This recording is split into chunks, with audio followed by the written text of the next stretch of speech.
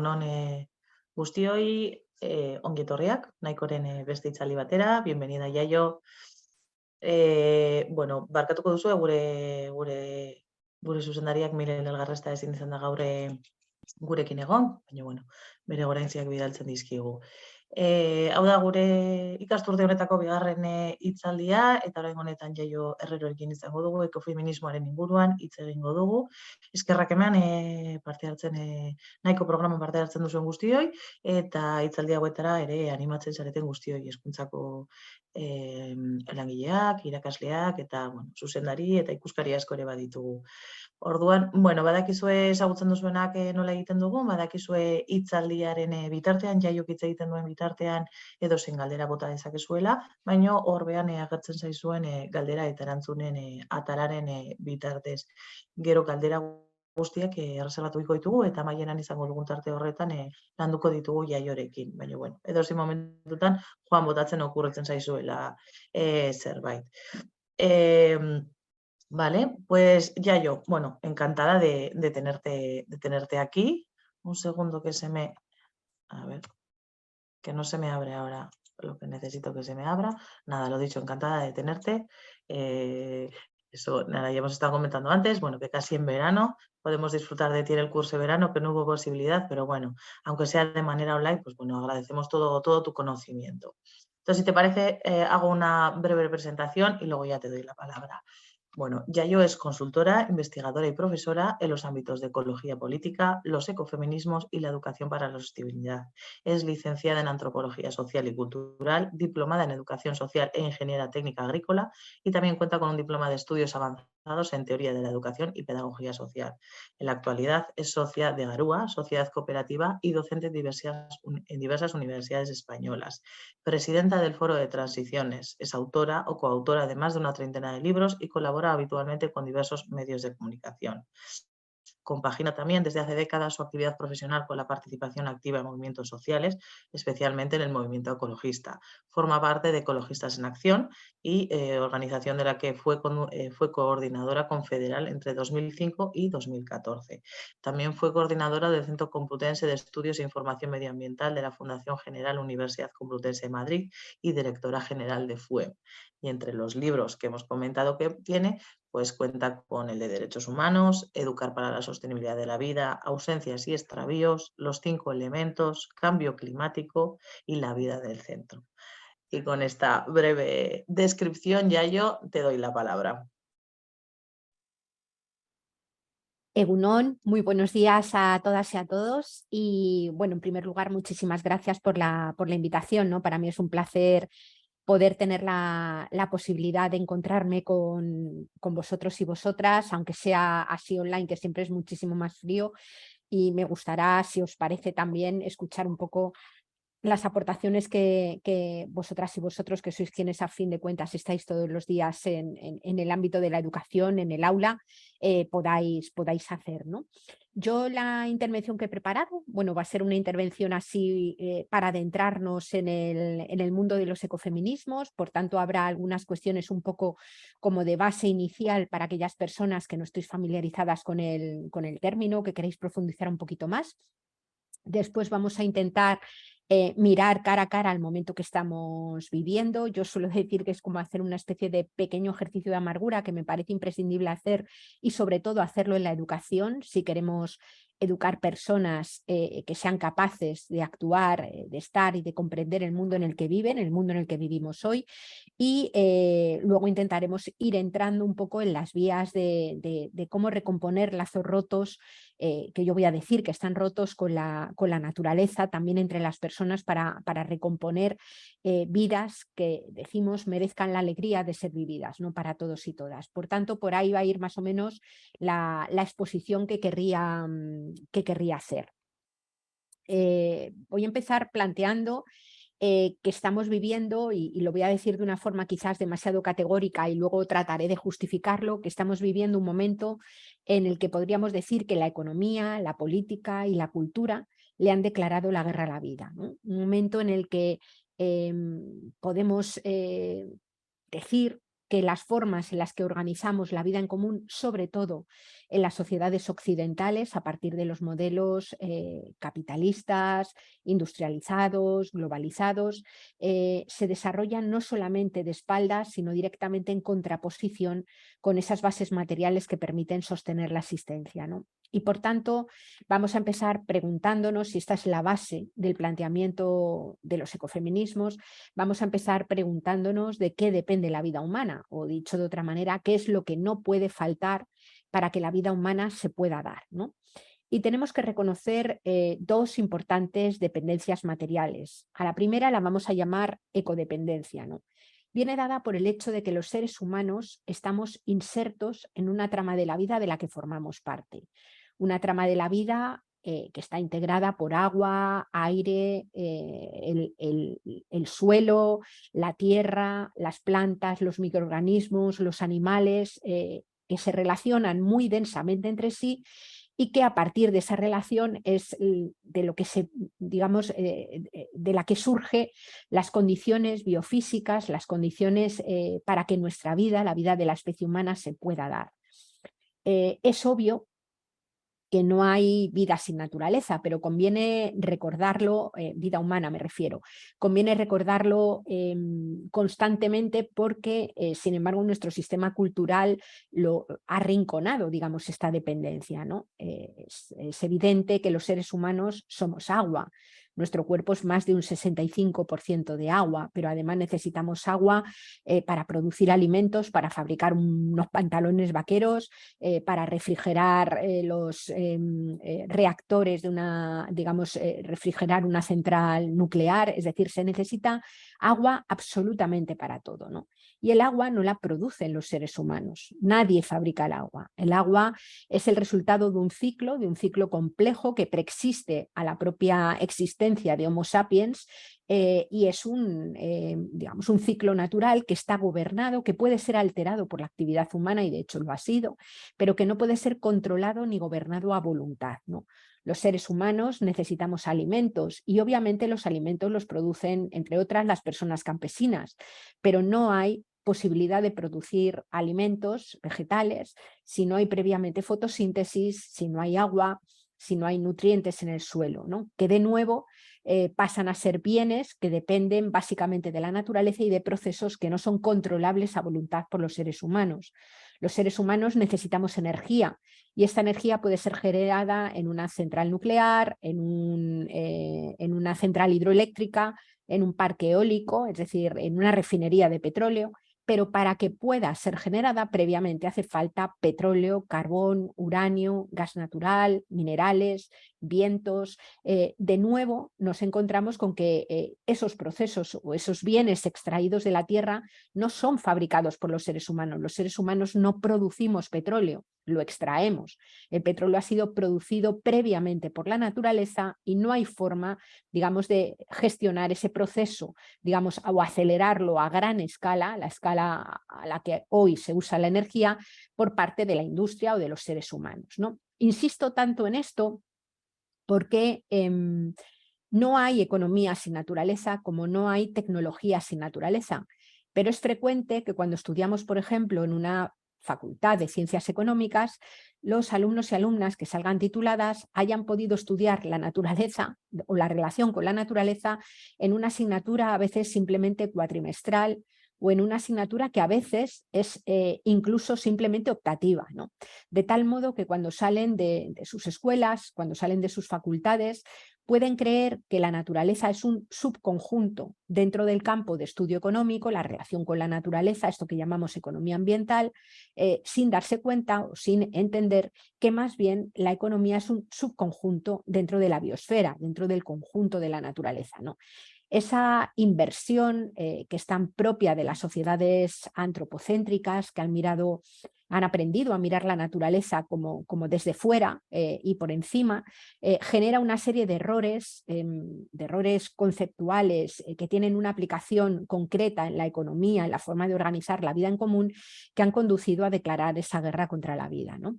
Por tanto, somos seres radicalmente ecodependientes, radicalmente ecodependientes. No hay vida humana posible si no es conectada con la naturaleza, que tiene sus propias dinámicas de autoorganización. Una naturaleza que además tiene una segunda característica, que es la de tener límites, límites físicos, ¿no?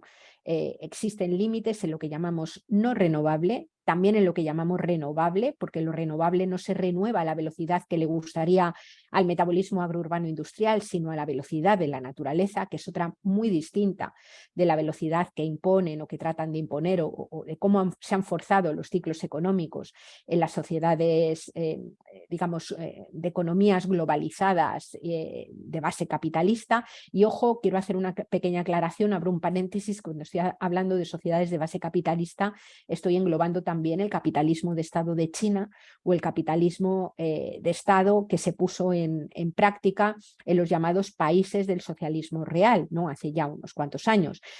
Aclaro esto porque luego hablaré un poco más de la lógica, digamos, que subyace, de la antropología que subyace al capitalismo, pero estamos hablando fundamentalmente de economías que con diversos fines pretenden hacer crecer la producción, extrayendo materiales de la tierra y generando residuos muy por encima de las capacidades que tiene el planeta Tierra de absorber esos residuos, o de las capacidades que tiene el planeta Tierra y la biosfera de generar excedentes en sus procesos naturales que puedan servir, digamos, como materia prima, ¿no? Por tanto, hay límites y eso significa que sobre algo que tiene límites físicos, nada, absolutamente nada, se puede plantear crecer de forma ilimitada. Vamos a tener un conflicto, por tanto, entre sociedades y economías que pretenden crecer materialmente de forma ilimitada y un planeta Tierra que tenía límites que ya están traspasados. En realidad, lo que llamamos crisis ecológica no es más que la evidencia o la imposibilidad ya de ocultar, digamos, ese choque espacial y temporal entre las dinámicas y los procesos que han sostenido la vida a lo largo de los últimos, la forma de sostenerla a lo largo de los últimos decenas de miles de años, y una forma de entender la economía que es mucho más joven, es decir, apenas el petróleo se empieza a utilizar a finales del siglo XIX, es decir, que se empieza a extraer hacia 1875-1876 y empezamos a encontrar su cenit o sus dificultades ya en los años 70, y en este momento ya nos encontramos con ese momento de máxima extracción traspasada. Luego retomaremos esto, ¿no? Por tanto, ecodependientes y sujetos a los límites físicos de la Tierra. Pero no solamente somos seres ecodependientes, sino que la vida humana transcurre inserta en otro territorio mucho más íntimo y más próximo, que es nuestro propio cuerpo. Es decir, la vida humana es una vida encarnada. Tampoco habría que tener que decir esto, pero hay que recordarlo. Es decir, una vida nacida es una vida posible, no es en modo alguno una certeza para siempre. Para que esa vida nacida se pueda mantener en el tiempo, esa vida nacida tiene que ser capaz o tiene que haber podido satisfacer las necesidades que se dan de forma cíclica, de forma cotidiana para todos los seres humanos. Es decir, un ser humano no sobrevive sin alimentos, no sobrevive sin agua, no sobrevive sin un mínimo acceso a la energía, no sobrevive sin afectos y no sobrevive tampoco sin cuidados, ¿no? Porque decimos que la vida humana individualmente es una vida especialmente vulnerable. Somos probablemente de los animales que nacemos en un estado más crudo, en un estado más inmaduro. Se necesitan un montón de años para que una criatura recién nacida pueda tener una cierta autonomía en aspectos básicos de su vida. Una vida de un recién nacido no sobrevive, no se mantiene si nadie la cuida, si nadie la atiende, ¿no? pero vivimos en sociedades también en las que se alcanzan altas esperanzas de vida, y eso significa que también en el momento final de la vida hace falta mucho tiempo de trabajo, mucha atención para que esas vidas que vuelven a ser especialmente vulnerables puedan darse. Hay mucha gente mayor que no se puede ni levantar, ni acostar, ni asear, ni alimentar, ni salir a la calle por ella misma. Vuelven a necesitar normalmente a personas de otras generaciones que se ocupe, digamos, de acompañarles en esas funciones y en esas tareas cotidianas, ¿no? Podríamos hablar de la diversidad funcional, y según cuál sea la naturaleza de una diversidad funcional, hay personas que no pueden sobrevivir si nadie las atiende a lo largo del día y de forma permanente, ¿no? O en momentos de enfermedad. Hemos atravesado la pandemia recientemente y hemos visto un momento de especial vulnerabilidad. En momentos de enfermedad, en donde incluso no estando gravemente enfermas, volvemos a tener experiencia las personas de hasta qué punto en esos momentos especialmente vulnerables necesitamos que otras personas se hagan cargo de nosotras, ¿no? Lo que quiero decir es que a lo largo de toda la vida, pero sobre todo en algunos momentos del ciclo vital, la vida humana no se puede sostener, no se mantiene si nadie se ocupa de ella, ¿no? Todos y todas vamos a ser vulnerables a lo largo de toda nuestra existencia, vamos a ser dependientes a lo largo de toda nuestra existencia, pero especialmente dependientes en algunos momentos del ciclo vital. En algunos momentos del ciclo vital, como os decía, son la infancia, la vejez, la enfermedad o toda la vida en el caso de algunas diversidades funcionales, ¿no? Por tanto, la dependencia no es una patología, sino que es un rasgo inherente de la vida. Es un rasgo inherente de la vida, y para que la vida se pueda dar y se pueda mantener, colectivamente y en conjunto hemos de hacernos cargo de esa vulnerabilidad, hemos de hacernos cargo unas de otras. Por eso decimos que la vida humana es también radicalmente interdependiente, ¿no? Lo que sucede es que a lo largo de la historia y prácticamente en casi todos los lugares, la forma de resolver el hacernos cargo unas de otras ha sido una forma de resolver que ha recaído mayoritariamente sobre los hombros de las mujeres, ¿no? Han sido mayoritariamente mujeres, prácticamente en todas las culturas y a lo largo de la historia, quienes se han ocupado de reproducir cotidiana y generacionalmente la vida, quienes se han ocupado básicamente de atender esa situación de vulnerabilidad que es propia de todas las personas, y que si no se atiende, lo que sucede es que la vida o no es precaria, o no se mantiene, o es una vida precaria, ¿no? Decimos que somos vulnerables, y al decir que somos seres vulnerables me refiero a que somos seres necesitados. El único ser que no tiene necesidades es aquel que está muerto. Y por tanto, cuando vivimos en sociedades que no atienden, que no se ocupan, que no se responsabilizan de la satisfacción de las necesidades de todos y todas, estamos hablando de sociedades que generan o que crean vidas precarias, ¿no? Vidas que se sostienen de mala manera, vidas que en algunos casos cuesta mucho esfuerzo poder mantenerlas y poder sostenerlas en el tiempo, ¿no?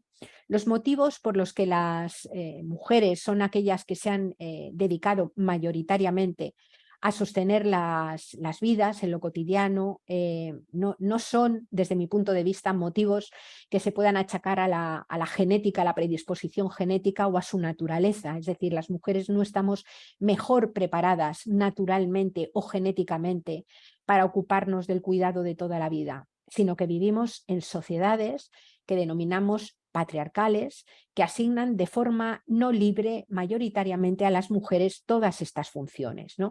No solamente ocuparse de las personas más vulnerables, sino ocuparse también de otras personas, mayoritariamente hombres, pero también pueden ser mujeres, que tienen el privilegio de poder incluso dejar de ocuparse del cuidado de su propio cuerpo, porque en otros espacios, el hogar, el propio mercado de trabajo, hay personas que realizan de forma muchas veces tremendamente invisibilizada estas tareas que no son ni siquiera denominadas trabajo, pero que son fundamentales para que la vida se pueda sostener, ¿no? Son muchos los mecanismos con los que vamos aprendiendo esto que algunos feminismos han denominado digamos, el servicio familiar obligatorio, porque es mayoritariamente en el marco de la familia donde se produce este cuidado o esta atención que, insisto, realizan mayoritariamente mujeres, ¿no? Por un lado tenemos todo el proceso de socialización. Desde el momento del nacimiento, las niñas son educadas básicamente para ocuparse del cuidado de otras personas. La gente que trabaja, por ejemplo, en educación infantil, en escuelas infantiles, advierte, yo hace poco hacía entrevistas a algunas trabajadoras educadoras en escuelas infantiles, hablaban de cómo ya prácticamente en edades muy tempranas se nota una actitud distinta de las niñas con respecto al cuidado de los propios niños u otros menores que hay dentro de las aulas, ¿no? Somos educadas básicamente para ocuparnos de este servicio familiar obligatorio que se da en el marco de la familia y todo un proceso de socialización que asigna esta tarea, ¿no? Por otro lado, nos encontramos también con cómo se configura la propia idea del amor. Me refiero fundamentalmente a la idea del amor romántico, entendiendo por amor romántico esa idea de amor que viene a plantear, bueno, que mayoritariamente mujeres están como poseídas por una especie de frenesí sacrificado que hace que renuncien con gusto a la puesta en marcha de sus propios sueños para dedicar sus tiempos al servicio de los sueños y de la materialidad de la vida de otras personas, ¿no? También socialmente se crean unos estereotipos de lo que es la mala madre, la mala hija, la mala esposa, ¿no? Que caen con mucha fuerza generando unas sensaciones de tremenda culpa porque tienen un fuerte castigo social detrás sobre aquellas personas que no quieren asumir los roles normativos, igual que recaen sobre los hombres que no asumen los roles de la masculinidad normativa, ¿no? Y también les hace sufrir enormemente. Digamos, el patriarcado también machaca a los hombres que no asumen los roles normativos de la masculinidad hegemónica, ¿no?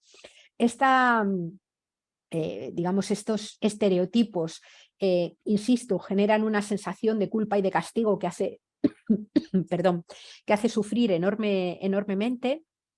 Y tenemos también el propio miedo. Antes de ayer, era el 25 de noviembre, se celebraba el Día en contra de las violencias machistas y lo que nos encontramos es que hay mujeres que el lugar en el que tienen más miedo es el lugar en el que viven, paradójicamente, ¿no? Y que cuidan y atienden con miedo. Yo tuve la oportunidad de trabajar en un estudio hace años sobre el tema de la violencia machista en entornos rurales y bueno, sobre todo en el territorio en el que a mí más me tocó trabajar y hacer trabajo de campo, que fue territorio en pueblos de Castilla.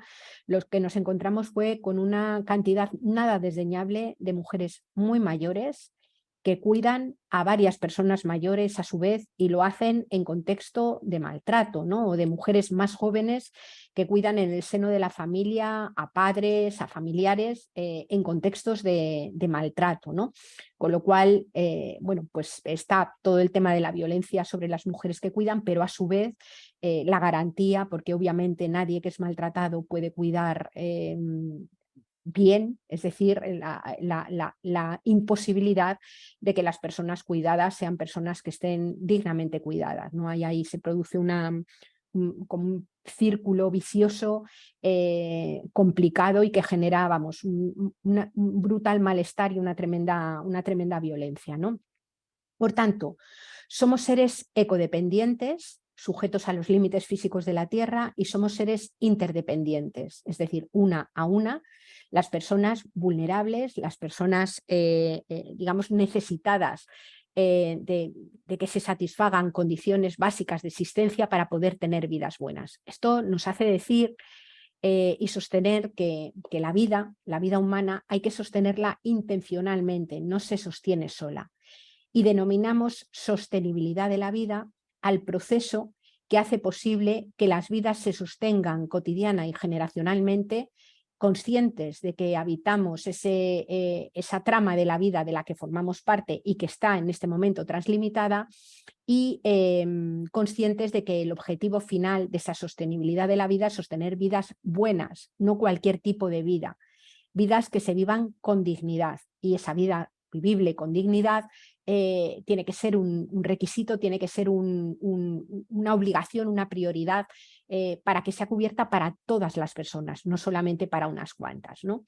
Insistimos mucho desde las miradas ecofeministas en este enfoque de la sostenibilidad de la vida, porque sin embargo vivimos en este momento en unas sociedades que no tienen como prioridad la sostenibilidad de vidas buenas para todos y todas. Tienen otras prioridades: el crecimiento económico, la maximización de las tasas de ganancia de capital, porque en nuestra sociedad lo que se encuentra sacralizado es el dinero, y la creencia general, que conforma una especie de religión civil, es que si la economía no crece, si quienes emplean no ganan lo suficiente, la vida de las personas empleadas o la vida de las personas que caen bajo esa sociedad del crecimiento pasa a un segundo lugar. Es decir, merecemos tener nuestras necesidades cubiertas, merecemos tener casa, merecemos tener alimentos saludables, merecemos tener cuidados adecuados en la medida en la que podamos pagarlos, o en la medida en la que la economía crezca. Digamos que la vida buena, por tanto, es un subproducto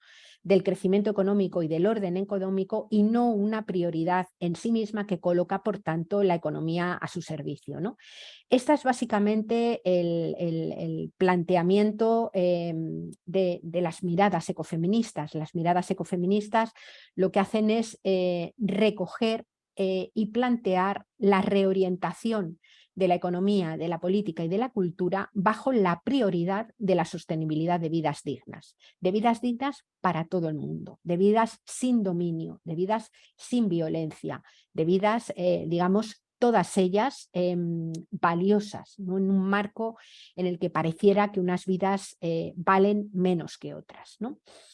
El no haber construido, desde mi punto de vista, o el haber construido sociedades que ignoran o que viven de espaldas a la ecodependencia y a la interdependencia, han conducido a una profundísima crisis que aflora ahora, o que se hace visible a través de múltiples síntomas de crisis que a veces se presentan o son contadas como si estuvieran aisladas, pero que están profundamente interconectadas entre sí, que forman parte, desde mi punto de vista, del mismo problema estructural: el haber organizado la vida en común en contra de las relaciones de codependencia y de interdependencia, e ignorante de una vida en común que ignora que esas cuestiones son esenciales para que podamos existir con dignidad, ¿no? Voy a plantear algunos de estos elementos básicos bueno, pues que de síntoma, ¿no? Que no voy a tener tiempo de desarrollar de una forma profunda, pero que sí que quiero al menos nombrar, ¿no?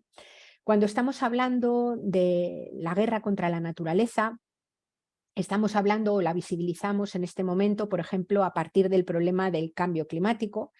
El cambio climático es el cambio en las reglas del juego que organizan todo lo vivo, y en este momento, sin que todavía se haya superado el umbral del 1,5 grados por encima de las temperaturas o sea, el 1,5 grados de incremento con respecto a las temperaturas medias preindustriales, ya nos encontramos con muchísimos de sus efectos, ¿no?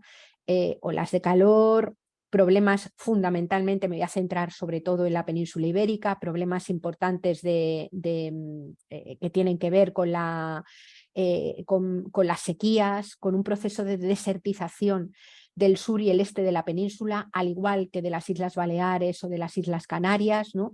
Y un problema de mediterranización fundamentalmente en el norte de la península, ¿no? Yo vivo en Cantabria y este verano hemos tenido cortes de agua. Este verano los ganaderos de ganadería extensiva que hay, por ejemplo, en mi pueblo, han tenido dificultades y han tenido que sacrificar ganado porque no podían beber en el monte, tampoco, la hierba tampoco ha crecido.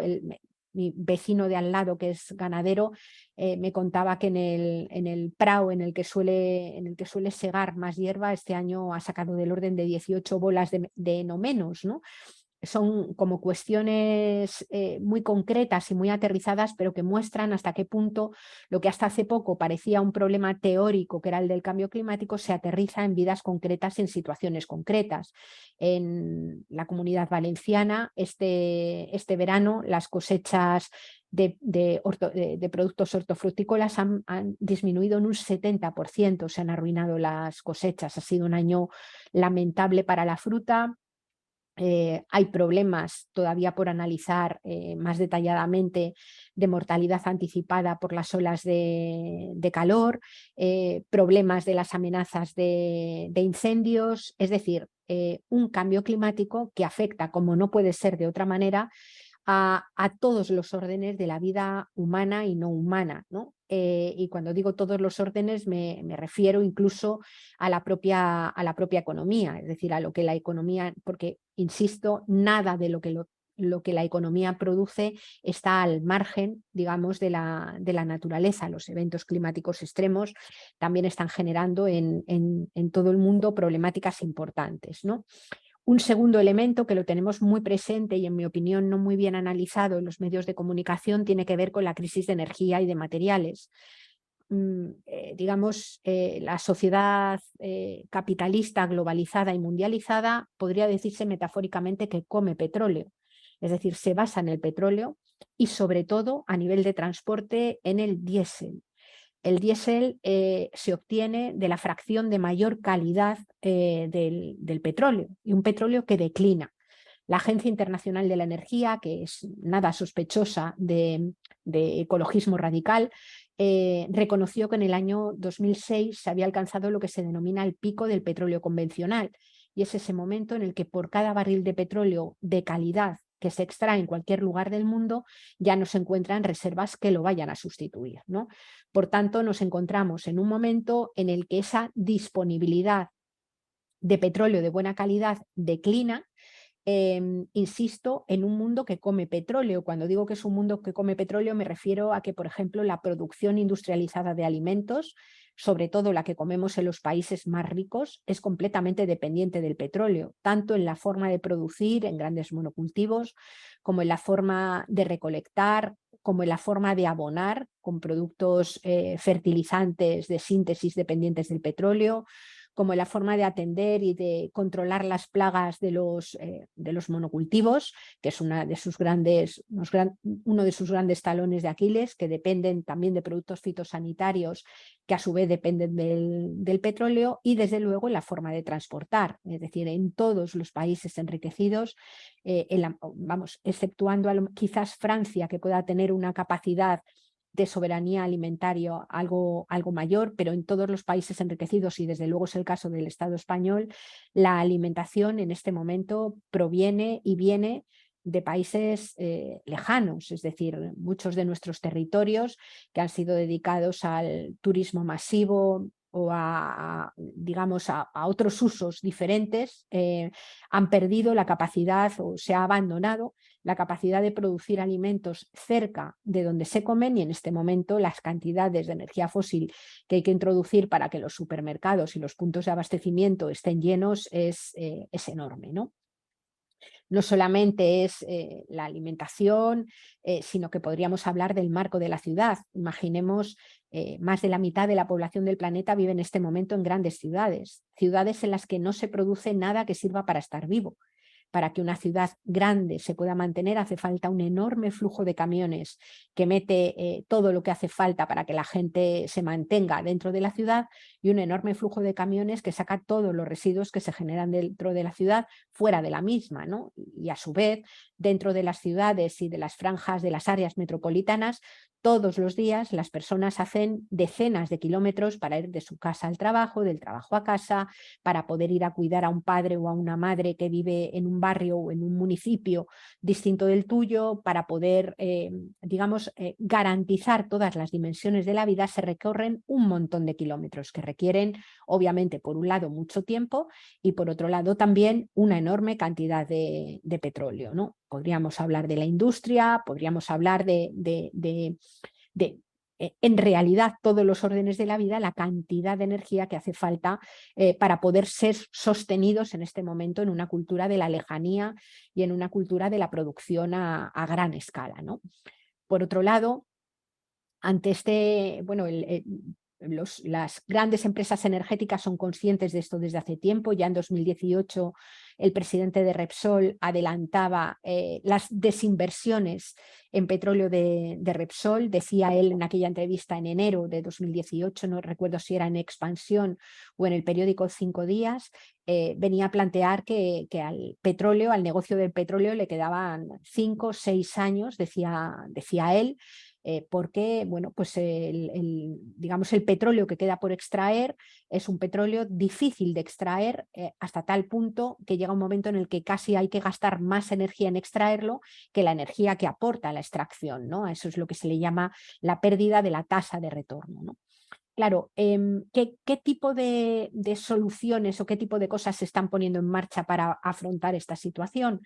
Bueno, pues en primer lugar, vamos, y sobre todo lo que se está planteando en mayor medida es la transición a las energías limpias y renovables, ¿no? Y las energías limpias y renovables, esto del color, de lo verde, va cambiando de un momento a otro. Ahora la Unión Europea ha declarado que la energía nuclear y el gas natural son energías verdes. Hace 2 años o 1 año estaban fuera de esa taxonomía, eran también energías sucias, pero yo ya no quiero entrar tanto en lo más verde o en lo no verde, ¿no? Aunque obviamente queramos o no queramos, vamos a pasar a depender de las energías limpias y renovables, pero lo que querría centrarme más precisamente es en ese queramos o no queramos, ¿no?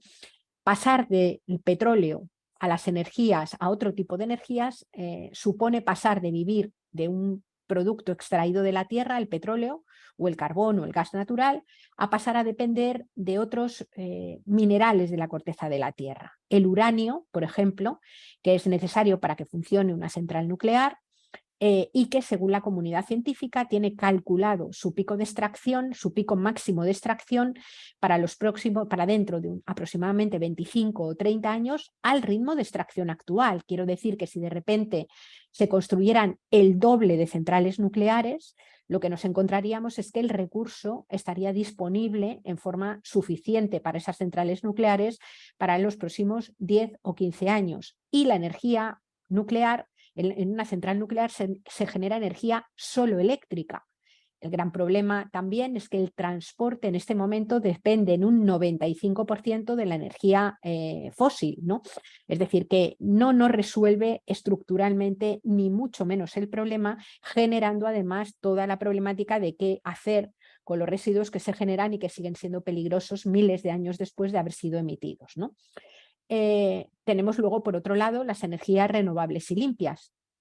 La eólica, solar, fotovoltaica, solar térmica, es decir, todas estas energías que son de las que desde nuestro punto de vista vamos a tener que vivir seguro, son energías que pueden satisfacer las necesidades humanas de casi 8.000 millones de personas en este planeta, pero no al ritmo de consumo actual.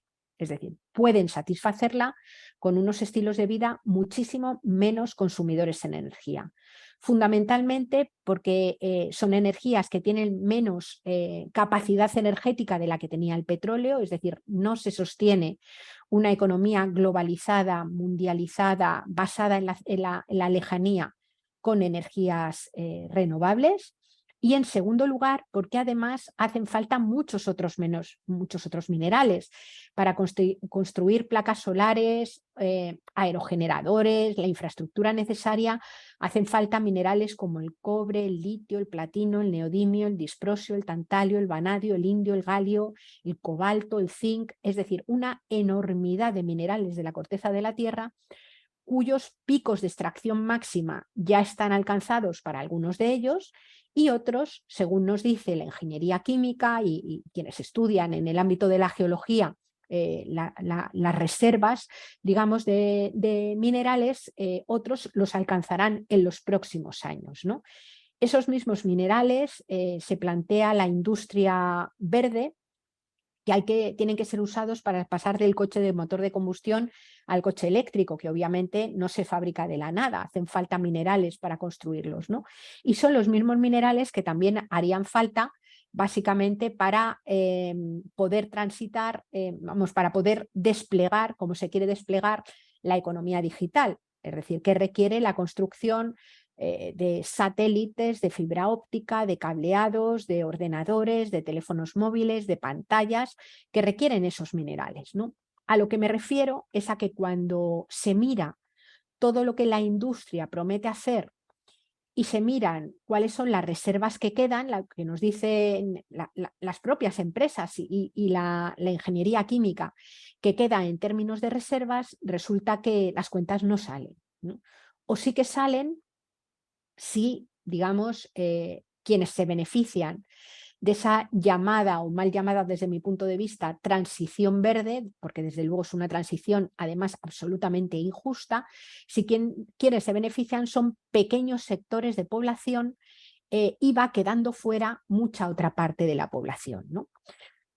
Entro en la segunda dinámica de guerra contra la vida, que es por tanto la que tiene que ver con un ataque directo a las condiciones de existencia de muchas personas en el mundo, ¿no? Y la vinculo directamente con lo anterior.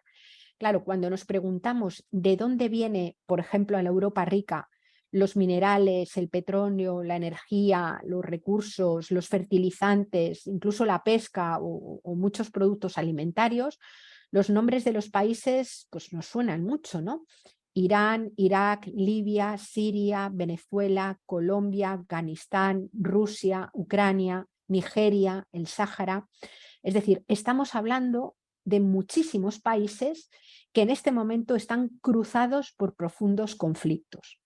Por profundos conflictos, a veces son guerras formales, como la invasión ahora mismo de Rusia a Ucrania. Otras veces son, o fue, por ejemplo, la entrada en Irak durante la Segunda Guerra del Golfo, y otras veces son conflictos que tienen que ver mucho también con, digamos, los procesos de criminalización, de expulsión y de desposesión que se producen en los territorios de muchos pueblos indígenas cuando entran pues, grandes empresas de corte transnacional asociadas con otras empresas locales y con los gobiernos locales, digamos, para expulsar a la gente que vive en ellos y dedicarlos básicamente al extractivismo, al servicio, insisto, de las zonas de privilegio, en unas dinámicas que ya empezaron con las colonias y que en el momento actual se perpetúan en dinámicas que podríamos denominar neocoloniales, ¿no? Si la valla que rodea la Europa rica, además de no dejar entrar personas migrantes, no dejará entrar pesca, ni alimentos, ni minerales, ni energía, la Europa rica es que no dura ni 2 meses, ¿no? Porque todos, absolutamente todos los países que hoy llamamos ricos, son países que tienen y cumplen la característica de ser deficitarios en las materias primas que se usan a los interiores y excedentarios en grandes cantidades de residuos que también pues son volcados al ambiente global o cuando no son directamente exportados a los países empobrecidos, ¿no? Por tanto, ahí se produce una situación de extremada injusticia y que lo que viene a ponernos delante de la cara, yo creo que con crudeza, es que lo que hemos llamado modelo de desarrollo es en realidad un modelo que privilegia a algunos sectores de población y que deja arrojado a los márgenes o fuera de la propia vida a otros sectores, ¿no? También tendríamos que analizar qué es lo que está pasando al interior de nuestros países, porque dentro de los propios núcleos enriquecidos lo que se produce es una polarización y un aumento importante de las desigualdades, que ya no afectan solamente a las personas, digamos, que están desempleadas de larga duración o que se considera que están en riesgo de exclusión, sino que afectan incluso a personas que tienen empleo, pero cuyas condiciones laborales o que por el precio que tiene la vivienda o tiene la luz, no llegan a final de mes, ¿no? Es decir, los datos de FOESA, los datos de Oxfam, los datos en general de las administraciones públicas muestran cómo también al interior de los países ricos, enriquecidos y dentro en concreto del Estado español se está produciendo un crecimiento paulatino de la precariedad grande, ¿no? Todas estas situaciones tienen sesgos, es decir, afectan no solamente a las personas más empobrecidas o a las migrantes, sino que tienen también un marcado sesgo de género cuando lo miramos desde, o sea, un sesgo cuando lo miramos desde el punto de vista de género, ¿no? Son mayoritariamente mujeres las que están están, digamos, por un lado acusando estas dinámicas de empobrecimiento de una forma más violenta. Desde luego los países del sur global, donde muchas de ellas son las que tienen encargado el abastecimiento de leña o de agua, que cada vez les cuesta más encontrar, o son las que se ocupan de mantener los huertos de subsistencia y de mantener las relaciones y el cuidado a la comunidad, mujeres articuladas comunitariamente, pero cuando nos miramos aquí y vemos, hablas con personas, por ejemplo, que trabajan en servicios sociales, y lo que te cuentan es que son mayoritariamente mujeres las que hacen colas para conseguir las ayudas, para pagar la luz, para pagar la casa, colas o que acuden a los centros y a las despensas solidarias, a los lugares de recogida de alimento, y son mayoritariamente mujeres las que se articulan también en, por ejemplo, en lugares como la plataforma de afectados por los desahucios para conseguir, digamos, no quedarse en la calle, ¿no?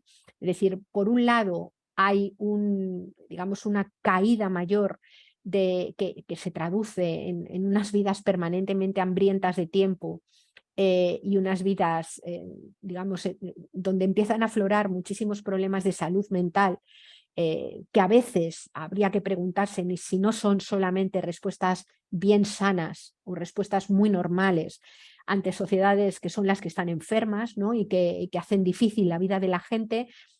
Pero también no quisiera mirarlo desde un punto de vista estrictamente victimista, sino que son bueno, pues personas que se organizan, que se articulan también para conseguir transformaciones, para digamos, conseguir cambios políticos que pongan la vida en el centro, que coloquen la justicia y la satisfacción de las necesidades en el centro, y que yo creo que hay que darles la importancia que tienen, porque bueno, pues a partir de organizarse contra la pobreza energética o contra los desahucios, se han ido también consiguiendo algunas conquistas de derecho, lentas desde mi punto de vista, insuficientes también desde mi punto de vista, pero que sin duda bueno, pues han conseguido, sobre todo en algunos momentos, frenar y parcialmente conseguir cierta reversión de esta guerra contra las condiciones de vida de las personas, ¿no?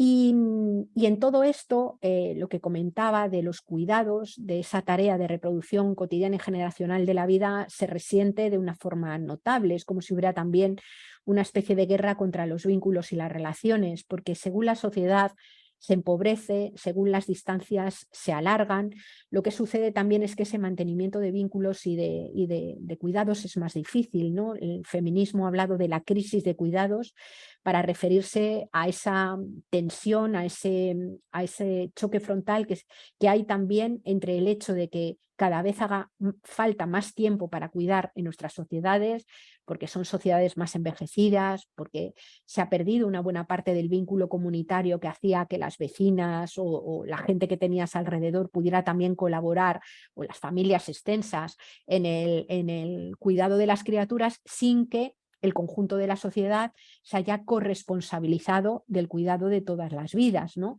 Muchas veces una parte de ese cuidado recae de una forma brutal y sin medios en los propios centros educativos, donde te ves a un montón del profesorado teniendo que cuidar relaciones o a ser de mediadores entre padres y madres divorciadas, que tienen que y mediar en cuándo se recogen, no se recogen, o en las broncas que hay entre ellos, escuelas donde el profesorado empieza a advertir que a lo mejor hay niños que llegan mal desayunados, o que no se alimentan suficientemente, o que no tienen las horas de descanso adecuadas, ¿no?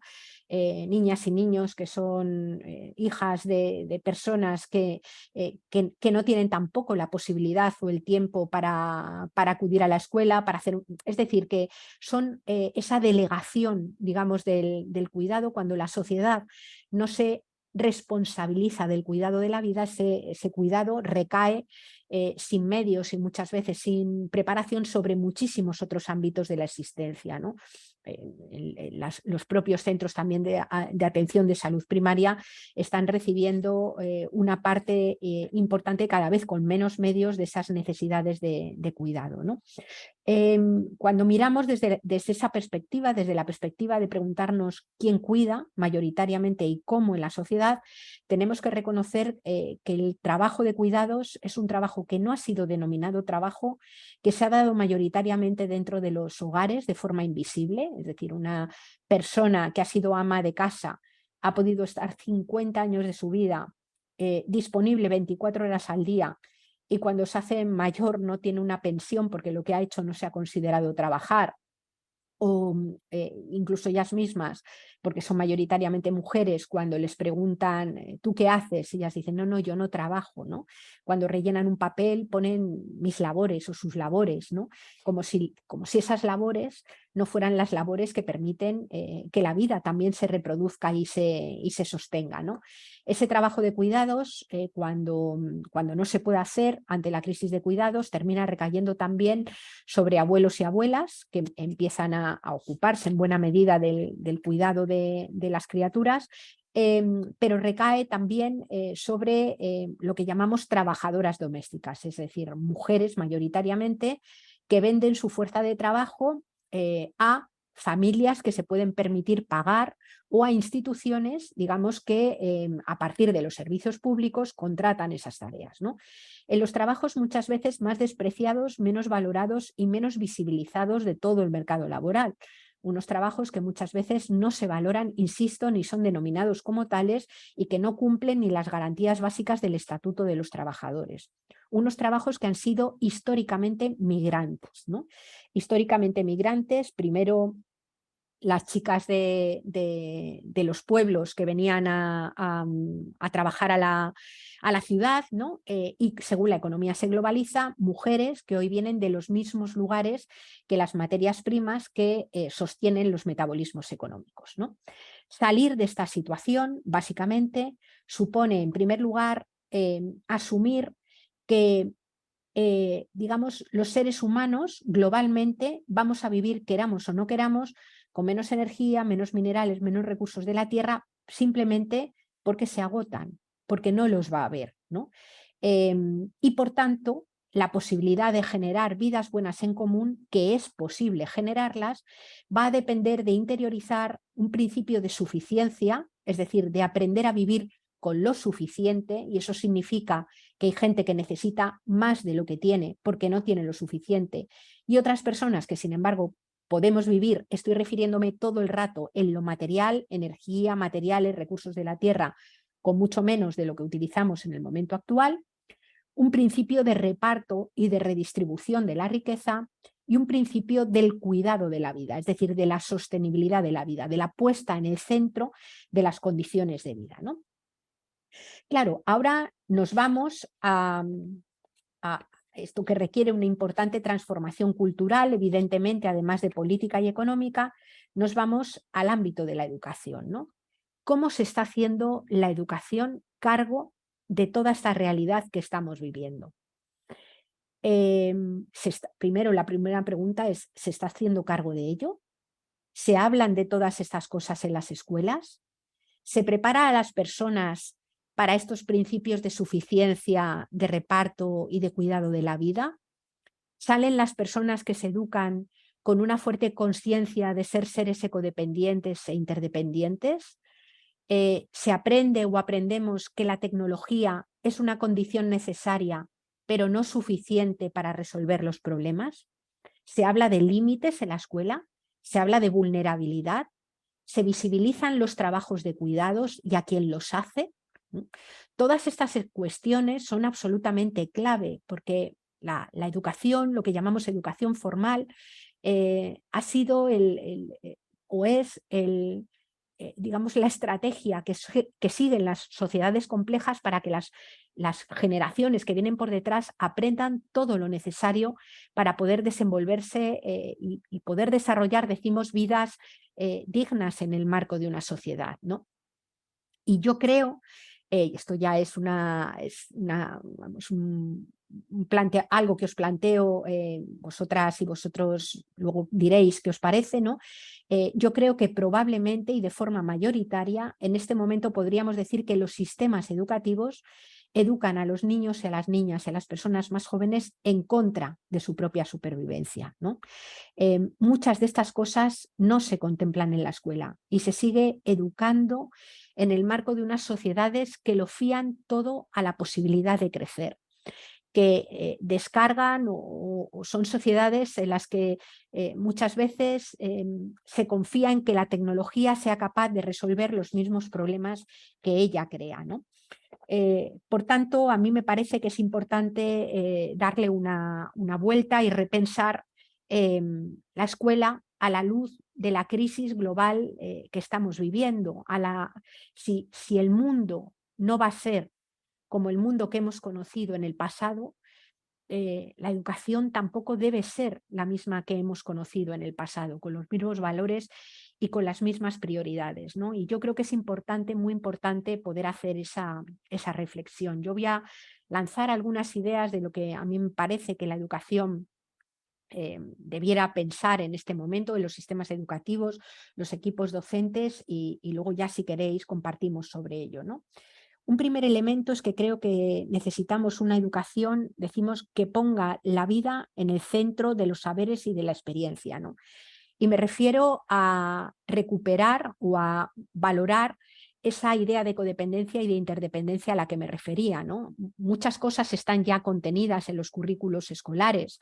Es decir, en el currículo escolar se habla del ciclo del agua, se puede hablar de los residuos, se puede hablar de la contaminación, se puede hablar de la fotosíntesis, se puede hablar de la producción de alimentos, pero en mi opinión y a través de los trabajos que hemos hecho de revisión de currículos y revisión digamos, de aprendizajes a través de los libros de texto, lo que nos hemos encontrado es que hay una aproximación fragmentada y sobre todo una aproximación que no involucra también la sensación de pertenencia, digamos, o un reconocimiento también emocional de ser parte de la vida, ¿no? De ser parte de la vida.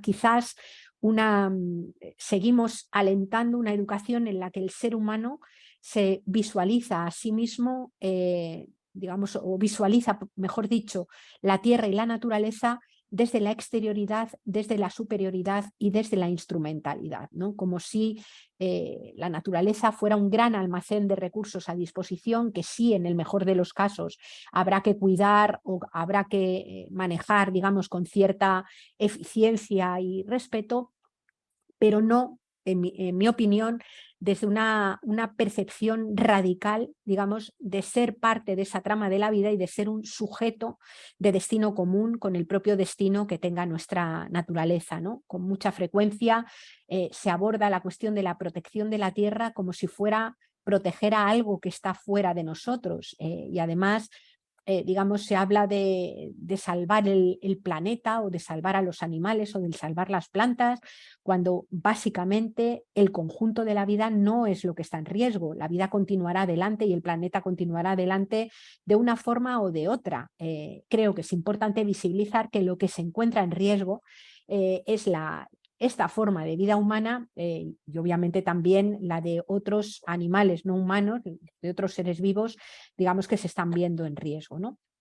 En este poner la vida en el centro de la experiencia, no es solamente la relación con la naturaleza, sino también todo lo que tiene que ver con la interdependencia. Con frecuencia el cuidado está invisibilizado en la escuela, ¿no? Empezando porque los niños y las niñas pueden llegar al cole y encontrarse el aula limpia y ni han visto a la persona que limpia su aula, es decir, no saben ni de dónde viene, ni cuánto gana, ni qué condiciones laborales tiene, ¿no?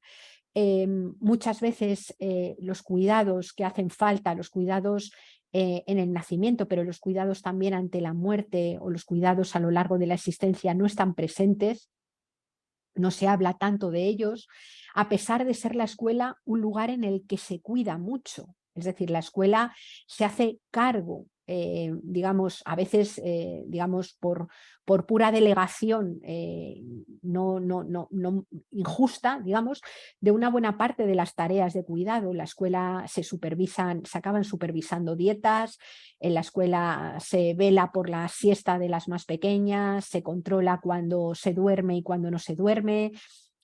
Lo que hablaba antes de los malestares familiares, se detecta cuando hay criaturas o niños y niñas que pueden ser víctimas de maltrato. Es decir, en la escuela se generan una práctica real del cuidado sin que, sin embargo, el cuidado esté nombrado dentro de la propia escuela, ¿no? Habría que preguntarse también quiénes se ocupan más del cuidado dentro de las escuelas, ¿no? Y estoy hablando fundamentalmente de la primaria, y porque luego cuando nos vamos a los institutos en secundaria nos encontramos con otras problemáticas radicalmente distintas, donde toda esta atención está muchísimo más fraccionada, y donde la propia labor tutorial, que a mí me parece que es crucial, muchas veces no está, digamos, ni bien valorada ni se puede realizar en condiciones buenas, ¿no?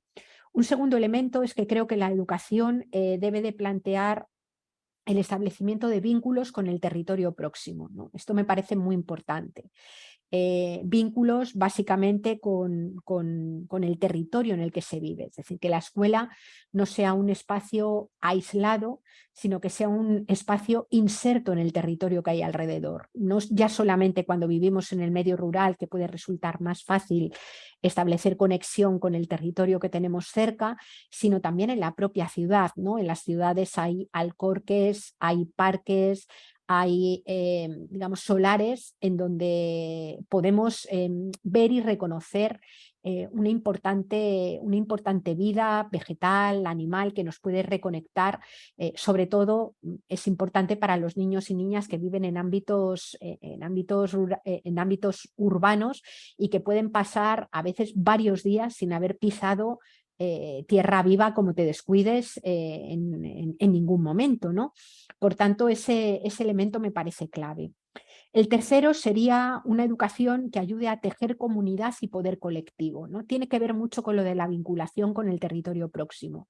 Muchos de las iniciativas o muchas de las propuestas alternativas para afrontar los grandes problemas ecológicos y económicos que atravesamos pasan por hacer cosas en común, por hacerlas colectivamente, desde los refugios climáticos hasta el compartir bienes, propuestas que hablan del desarrollo del, por ejemplo, transporte público y colectivo. Es decir, una parte importante de los retos que vamos a tener que afrontar tienen que ver con aprender a compartir, con aprender a hacer cosas y a organizarse en común, ¿no?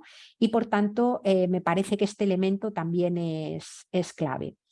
El cuarto punto sería la diversidad, es decir, educar en la diversidad, no solamente tolerar la diversidad y aceptarla, sino celebrarla al máximo posible. Vamos a necesitar también del concurso y del conocimiento de muchos sectores de la sociedad que han sido sistemáticamente invisibilizados, desde luego de las mujeres, pero también del concepto comunitario y red social del pueblo gitano, de los vínculos con la naturaleza de los pueblos indígenas. Necesitamos sociedades que valoren la diversidad al máximo, ¿no? El quinto elemento tiene que ver con ayudar a desenmascarar falsas soluciones y trampas, ¿no? A veces las soluciones de mercado enmascaran trampas. Por ejemplo, necesitamos transporte electrificado, pero público y colectivo, porque básicamente no hay minerales para que todo el parque de motor de combustión se convierta en coche eléctrico, ¿no? Necesitamos igualmente, en sexto lugar, una educación que sea una educación para la responsabilidad, ¿no? Y creo que aquí es clave entender que el cuidado de la vida humana, que hacerse cargo de unas y otras, es un ejercicio de corresponsabilidad entre todas las personas, pero también con las instituciones públicas y las instituciones comunitarias. Por tanto, educar para que las personas se hagan responsables de la crisis que vivimos, ojo, responsables que no culpables, ¿no? Me parece que es un elemento clave. Y el último sería hacer acopio digamos, de saberes que acercan a la sostenibilidad, ¿no? Y es que creo que las escuelas, los centros educativos pueden ser lugares en donde seamos capaces de aprender también cosas que nos hacen vivir de una forma más sostenible de la vida, aprender a cuidar, aprender a sembrar, aprender a reparar, aprender a informar, aprender a organizarse colectivamente, aprender a preparar una manifestación, aprender a poner en marcha una cooperativa de consumo, ¿no? Digamos, todos estos elementos son aprendizajes que se pueden hacer muy bien en la escuela, es como un proceso de aprendizaje con red, un proceso de aprendizaje, digamos, con seguridad, ¿no? En donde no solamente aprenden las personas más pequeñas, las que se educan, sino también las que educamos, ¿no?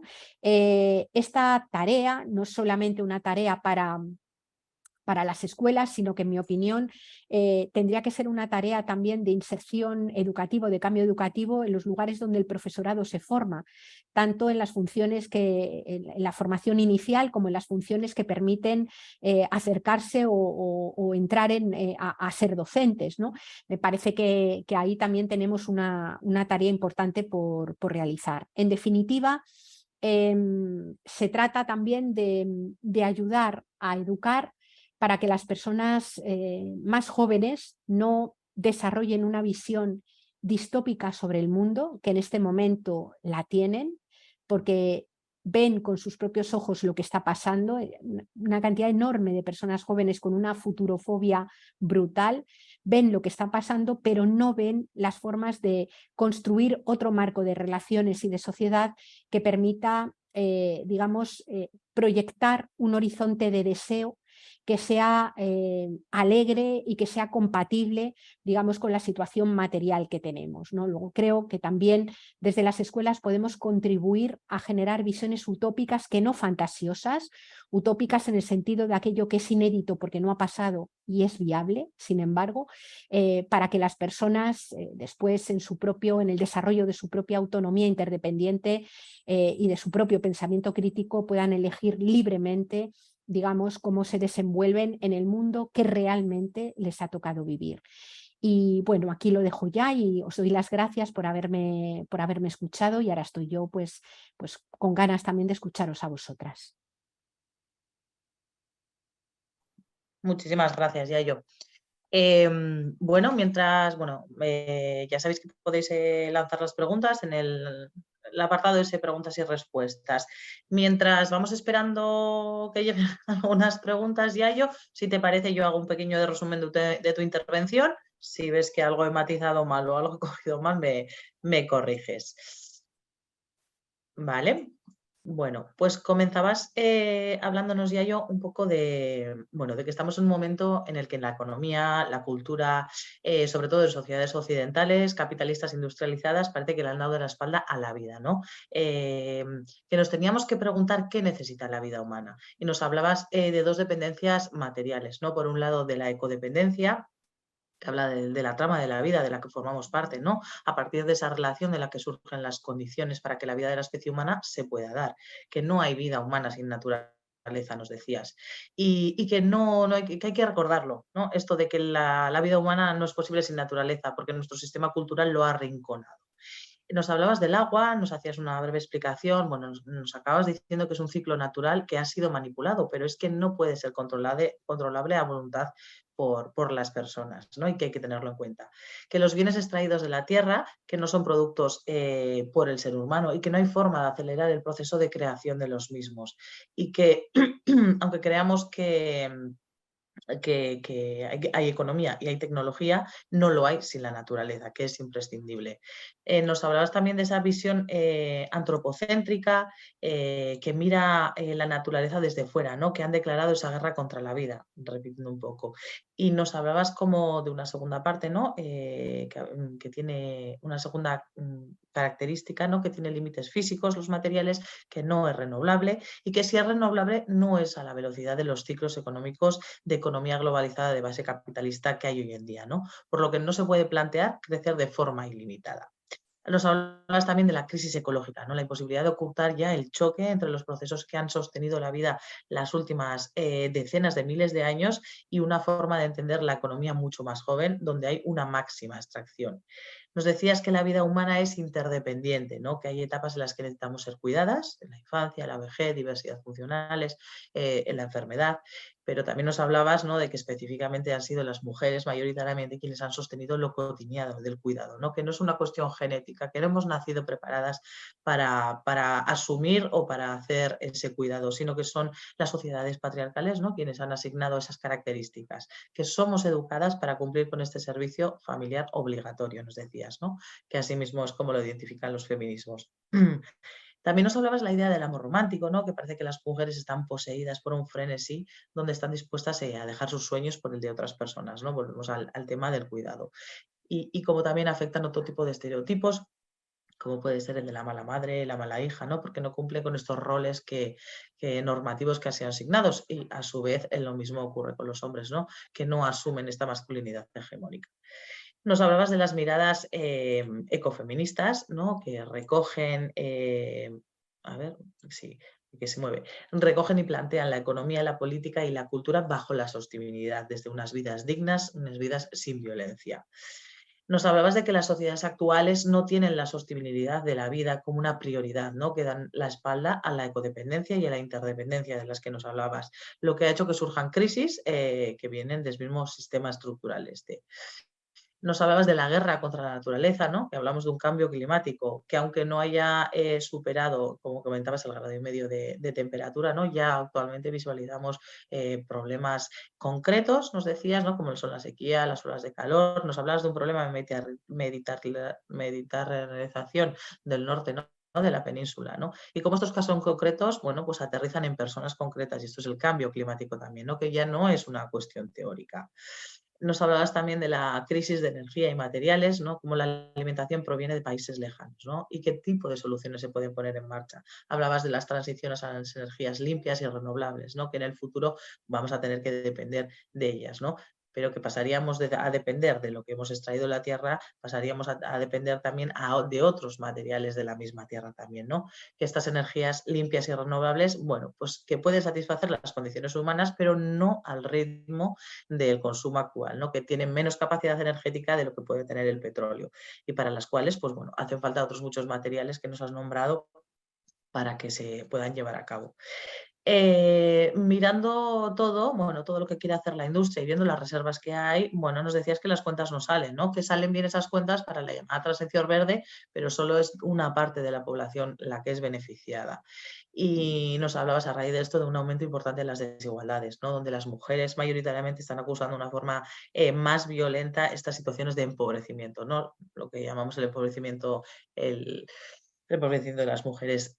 También las relaciones y los vínculos, bueno, ahí también el feminismo nos habla de una crisis de cuidados, ¿no? Ese choque cada vez que haga falta más tiempo para cuidar sin que el conjunto de la sociedad se haya responsabilidad de todas las vidas, ¿no? Donde ese cuidado también, y aquí entramos un poco en la educación, que ha sido la última parte que has tratado, donde ha recaído mucho en el centro escolar, ¿no? Pues nos decías, si llega alguien que tiene falta de descanso o por una separación difícil, bueno, pues que es el centro, ¿no? El que se encarga, ¿no? Que ha habido una delegación del cuidado. Y nos planteabas la pregunta de quién y cómo nos cuida, ¿no? El cuidado realmente, no lo has comentado, ha sido un trabajo que no ha sido reconocido como tal, no ha sido reconocido como empleo, ni externamente, ni siquiera las mismas mujeres, mayoritariamente que han sido las cuidadoras, se reconocían como un trabajo, ¿no? Aunque han estado sosteniendo la vida. Y también nos matizabas, ¿no? Que este cuidado muchas veces ha recaído mayoritariamente en trabajos, o sea, en mujeres, perdonamente, migrantes. Nos decías que hay que aprender a vivir con lo suficiente, tanto en lo material como en los recursos, lo referente a los recursos de la tierra, ¿no? Con principios de sostenibilidad de la vida y de reparto justo. Y nos decías que nos planteabas qué se estaba haciendo en educación, ¿no? Cómo de mayoritaria se educaba a los niños y a las niñas en contra de su propia supervivencia, ¿no? Ya que esto no se contempla en la escuela. Sociedades en que lo fían todo a crecer y que realmente fían también en que la tecnología va a ser una solución para el cambio climático u otras cuestiones de sostenibilidad, ¿no? Nos decías que la educación actual mira la naturaleza como un gran baúl de recursos, ¿no? Como algo que hay que cuidar, pero no algo como que forma parte de nuestra vida, no como que tenemos un destino común. Y nos hablabas como de 7 ítems, por así decirlo, sobre educación y ecofeminismo, ¿no? Nos decías que en educación, en las escuelas, se genera una práctica real de cuidado, ¿no? Sin que el cuidado esté nombrado en la misma. Que había también una segunda parte, una necesidad de vínculos con el territorio próximo. También nos hablabas de que teníamos que tejer comunidad y colectivo. Asimismo, también celebrar la diversidad. Por otra parte, desenmascarar las falsas soluciones o trampas, como una sexta parte nos decías que había que educar para la responsabilidad, ¿no? Responsables de la crisis que vivimos, que no culpables, y también que tendríamos que aprender a vivir de una forma más sostenible. Y como frase final me quedaría con algo que has comentado, un par de frases, ¿no? Que comentabas que la vida humana hay que sostenerla intencionalmente, que su objetivo final es vivir vidas buenas, vidas con dignidad, vidas sin violencias, pero cubierta para todas las personas. Y lo cojo yo como un reto, por lo menos, dentro de lo que has comentado, que ha sido al principio, pero bueno, era un comentario, pero parece más un reto, ¿no? Que tenemos que recomponer los lazos con la naturaleza para tener vidas que merezcan ser vividas. Muchísimas gracias, Yayo. Muchísimas Bueno, me parece gracias muy a ti, menudo interesante. resumen. Se ha quedado un poco largo porque la verdad es que había mucho contenido. A ver si tenemos alguna pregunta. Mira, una pregunta. A ver si podías ampliar o dar ejemplos de cómo fortalecer vínculos con el territorio y hacer acopio de saberes para la sostenibilidad en las escuelas. Pues mira, con el tema de los vínculos con el territorio, muchas de las cosas están más que inventadas por la propia pedagogía y los movimientos de renovación pedagógica lo han venido trabajando desde hace mucho tiempo, ¿no? Yo creo que lo de que los niños y las niñas tengan contacto con la naturaleza es clave. Es clave, ¿no? De hecho, hay algún ámbito de la psicología infantil que empieza a decir que hay un déficit de naturaleza en la educación de niños y niñas, ¿no? Y esto no tiene por qué ser sacarles a hacer excursiones al campo, que a veces cuando estás hablando de centros públicos hay muchísima gente que no puede pagar una excursión, no hay recursos para hacerlo, ¿no? Pero, por ejemplo, yo conozco algunos proyectos de niños y niñas vinculados al mantenimiento de un solar abandonado en un barrio, el propio cuidado de los alcorques de los parques públicos, ¿no? Es decir, hay posibilidades de salir al monte,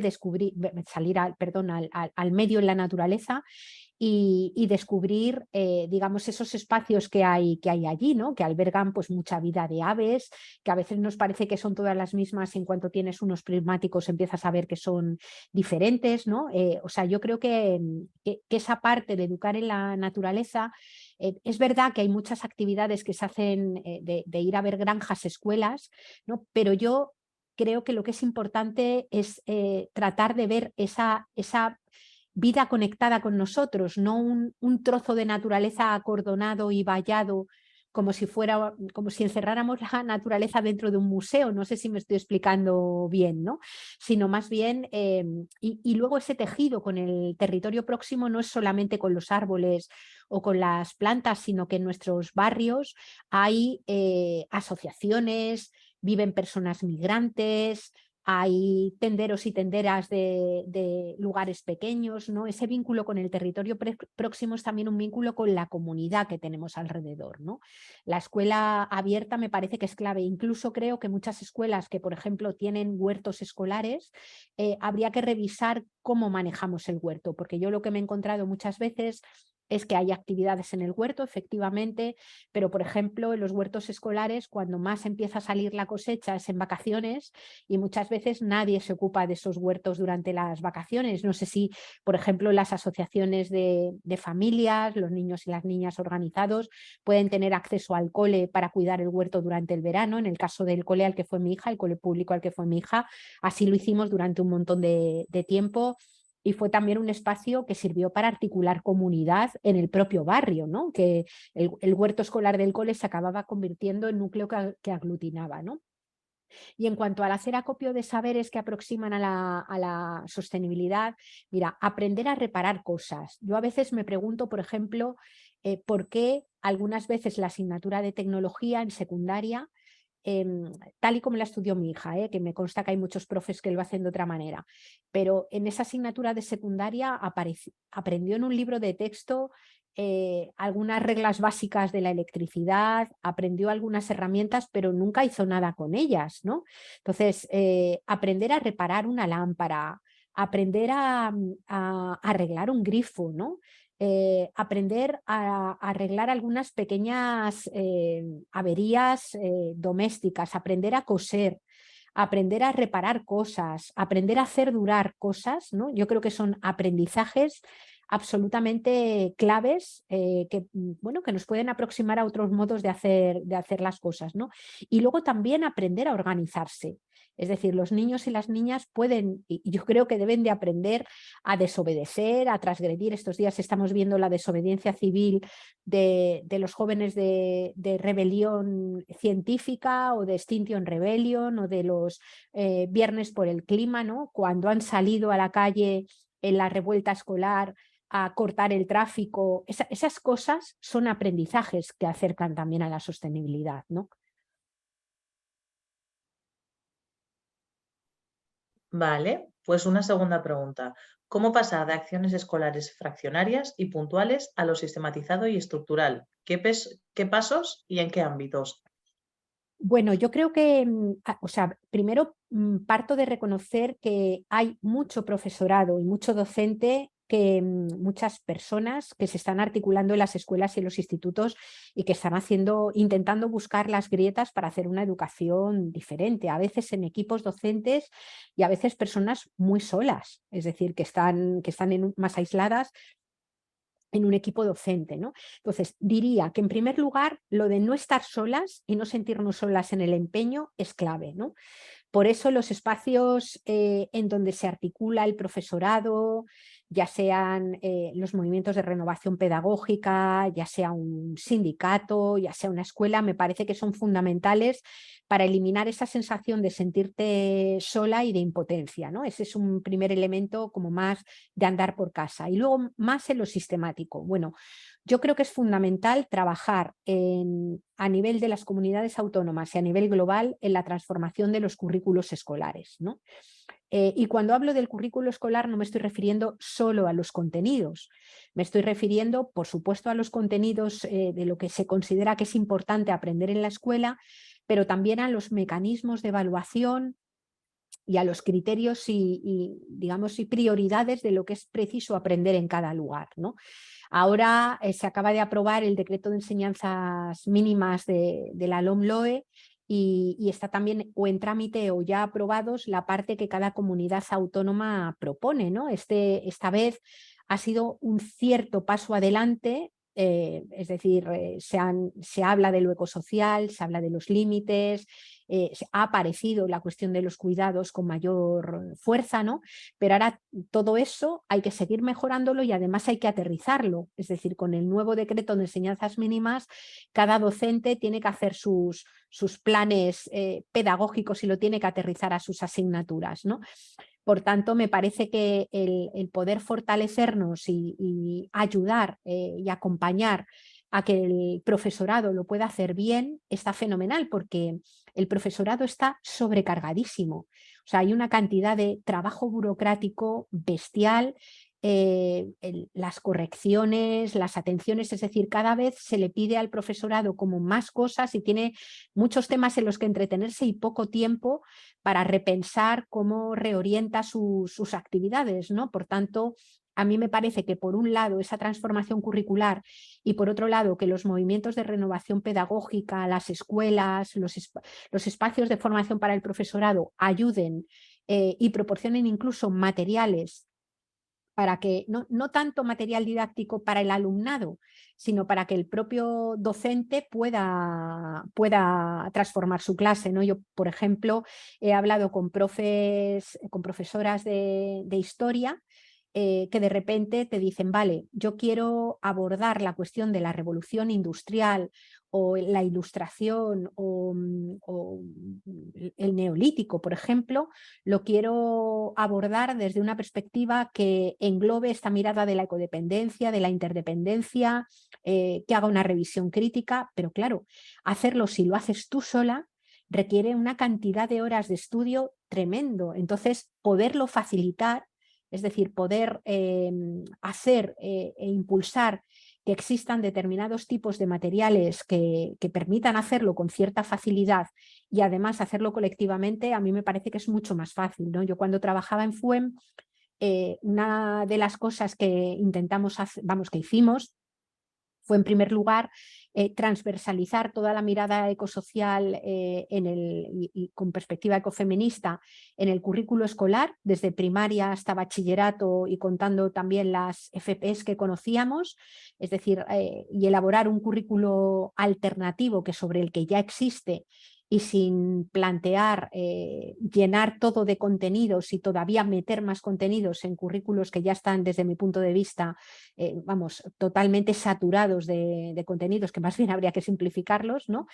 Poder hacerlo, meter esa mirada y luego ponernos a elaborar materiales para que el profesorado pueda trabajar con ellos y los pueda trabajar además desde una perspectiva transdisciplinaria, es decir, con proyectos que engloben a varias asignaturas y sirvan para diferentes ámbitos del conocimiento, ¿no? O sea, yo creo que ese trabajo de transformación que creo que implica también pues, a las escuelas de magisterio, a los másteres de formación para el acceso a la función docente, es muy importante, ¿no?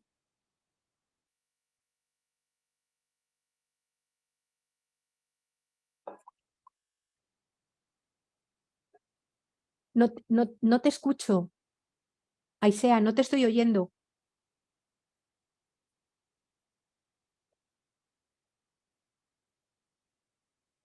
No te escucho, Aisea.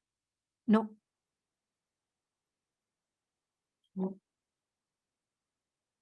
Tienes el audio, a mí me parece como que tienes el audio desactivado. Tienes razón, tenía Vale, desactivado, vale. ya está, ya está. Vale, Vale, estaba hablando ahora ya sí. sola. Sí. Vale, un par de comentarios y luego un par de preguntas. Vale, el primero dice, yo no tengo pregunta, pero sí quería agradecer tu exposición. Soy profesora en este momento, estoy del lado de las ONGs, María. Acompañando a profesorado en procesos de coeducación, fundamentalmente desde una mirada global e interconectada. Me resuenan muchos temas que has tocado en la intervención y especialmente la idea de la importancia de formar al profesorado desde la formación inicial y básica y también en la formación permanente en estas temáticas. Además, bueno, conozco a María y están trabajando cuestiones del cuidado. Además, actualmente están inmersas en algún proyecto, en un proyecto con ese tema. Otro comentario, esto es una pregunta un poco genérica, pero bueno, yo te la transmito. ¿Podrías dar algunas propuestas para trabajar la violencia de género con las más pequeñas? ¿Sería importante mencionar las diferencias de género, no solamente la política de no al dolor? A ver, yo creo que con las personas más pequeñas el tema de la violencia hay que trabajarlo muchísimo, ¿no? Yo he tenido alguna experiencia, en este caso como madre de alumna, ¿no? Cuando mi hija estaba en la escuela infantil y a mí me parecía que las dos maestras que estuvieron acompañándoles durante era un colegio de línea 2, que fueron las maestras que acompañaron desde tercero de infantil hasta quinto de primaria, hasta tercero de infantil, lo hicieron de una forma excelente, ¿no? Creo que que abrir espacios para que los niños y las niñas verbalicen, para que la asamblea cotidiana de alguna manera se pueda hablar y se pueda nombrar la violencia, para que identifiquen qué es violencia, ¿no?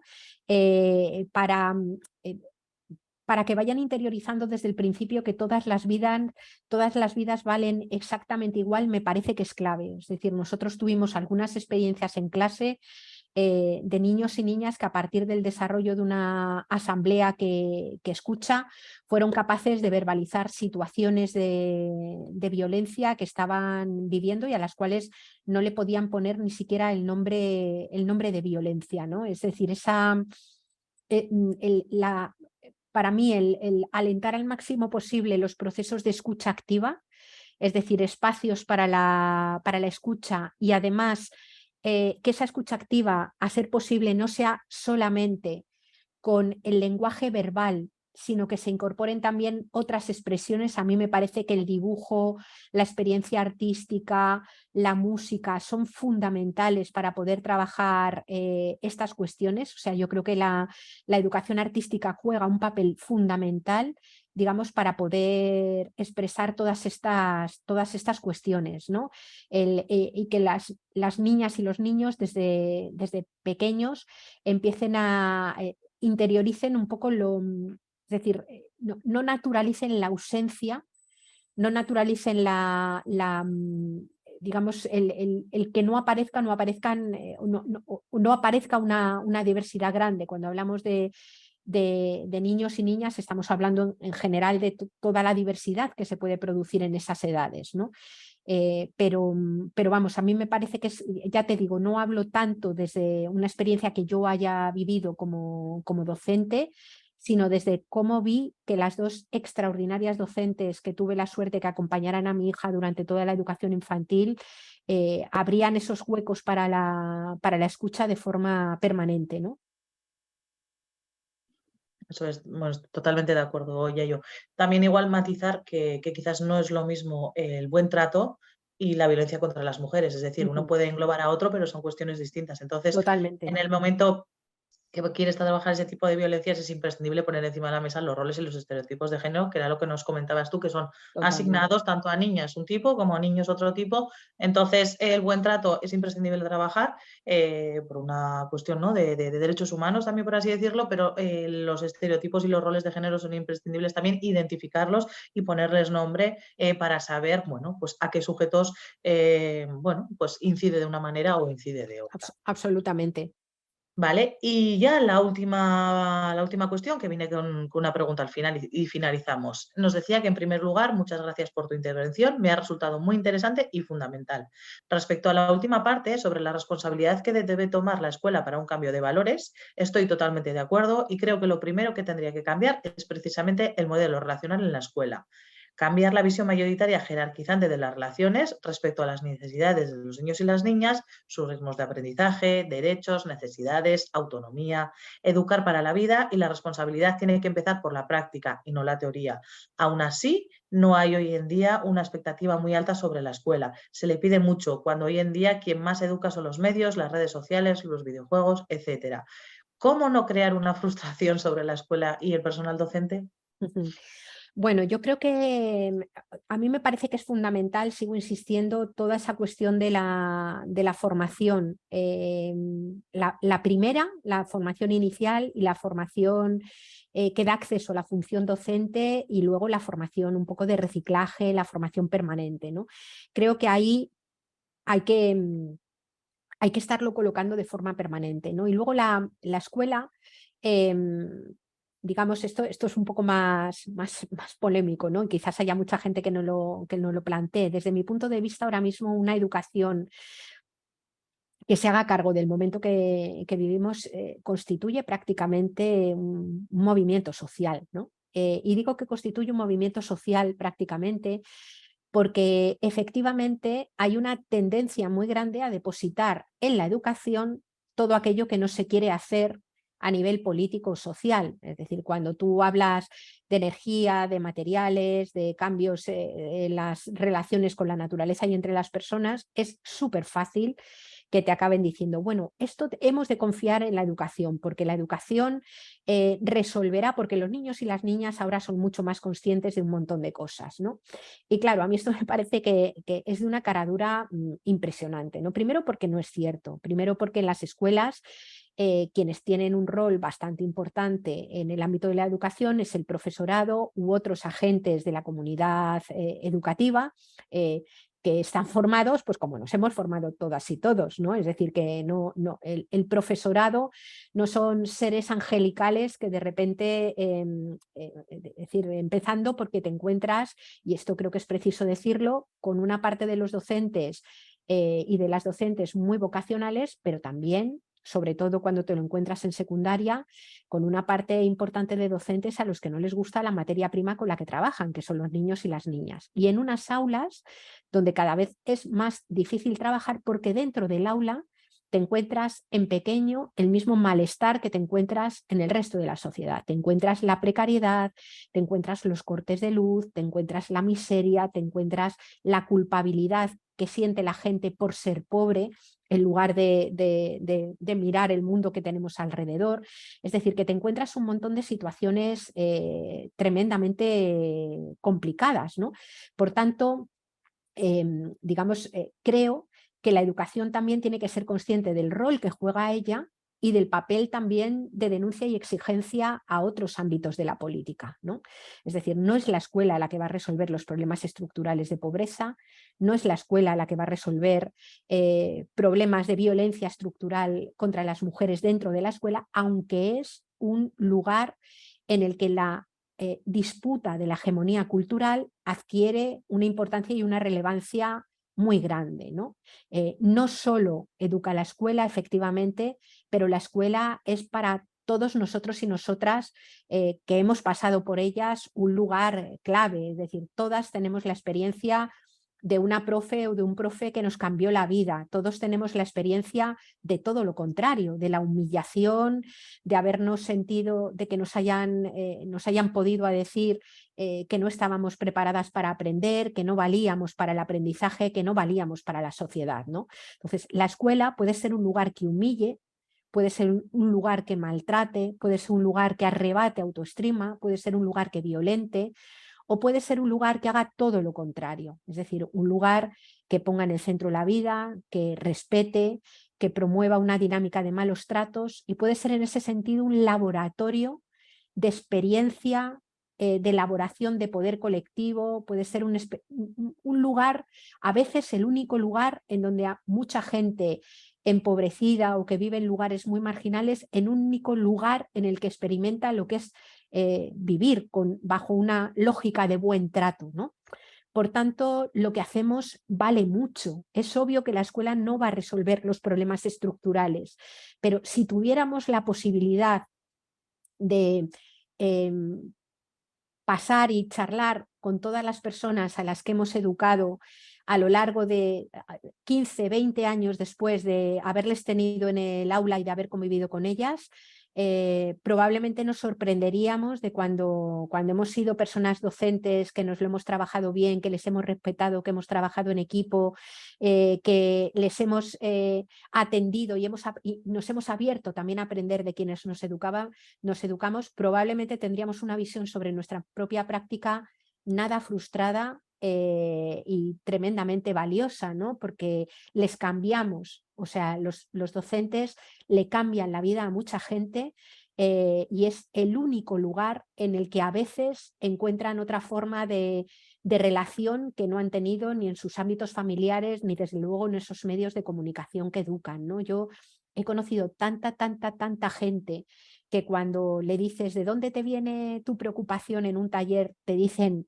de mi profe o de una maestra que tuve o de una orientadora que me atendió. O sea, he conocido tanta gente así que creo que no podemos ni siquiera concedernos a nosotras mismas el derecho o la debilidad de decir que lo que hacemos no vale, porque sí que vale, ¿no?